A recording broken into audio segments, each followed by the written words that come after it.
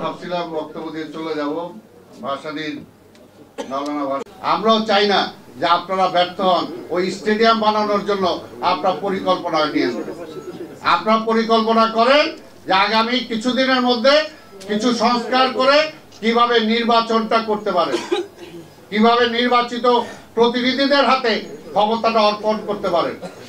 কারণ আপনাদের দীর্ঘদিন ক্ষমতায় থাকার কোনো সুযোগ নাই। এর আগেও যেটা বলছি, ওই ক্ষমতার চেয়ারটা খুব আরামে, কিন্তু আবার খুব দুঃস্বপ্নও কিন্তু সেটার মধ্যে আছে, কষ্টও সেটার মধ্যে আছে, যেটা আজকে হাসিনা বুঝতেছে। এই জন্য আমরা চাই না যে সেইভাবে সেই অবস্থাটা হোক। আমরা চাই, তাই আজকে সরকারকে বলবো আওয়ামী লীগকে পুষেন না, আর বিএনপিকে ঠেকানোর চেষ্টা করেন না। আওয়ামী লীগকে পুষেন না, বিএনপি ঠেকানোর চেষ্টা করেন না। বিএনপি একমাত্র এই দেশের রক্ষা কবচ, এই দেশের মানুষের জন্য রাজনীতি করে।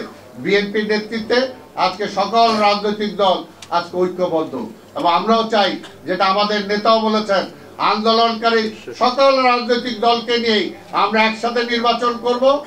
তারপরে নির্বাচনের পরবর্তী পর্যায়ে সবাইকে নিয়ে একসাথে জাতীয় সরকার গঠন করব। এটা বলতেও বুকের পাটা লাগে, বুকের পাটা লাগে। তারেক রহমান সেটা বলেছেন। কি সংস্কার করবেন? তারেক রহমান তো বলে দিছে যে 2 বারের বেশি কেউ পরপর প্রধানমন্ত্রী হইতে পারবে না।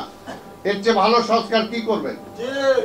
তারেক রহমান তো বলে দিছে যে প্রত্যেকটা জাতীয় নির্বাচন তত্ত্বাবধায়ক সরকারের অধীনে হবে। এটা বলে দিছেন। এর চেয়ে ভালো, তাইলে তো আর স্বৈরাচার হওয়ার কোনো সুযোগ নাই, স্বৈরাচার হওয়ার কোনো সুযোগ নাই। আরো তো অনেক 31 দফার মধ্যে আরো অনেক কিছু আছে। তাই ভাইরা আমার, আজকে বক্তব্য দীর্ঘায়িত না করে আজকে বলবো যে হামলার কথা বলা হয়েছে, এগুলো তো অবশ্যই, কারণ তারেক রহমানকে আজকে তারেক রহমানের স্বার্থে না, এই দেশের স্বার্থে তারেক রহমানকে দেশে আনা দরকার।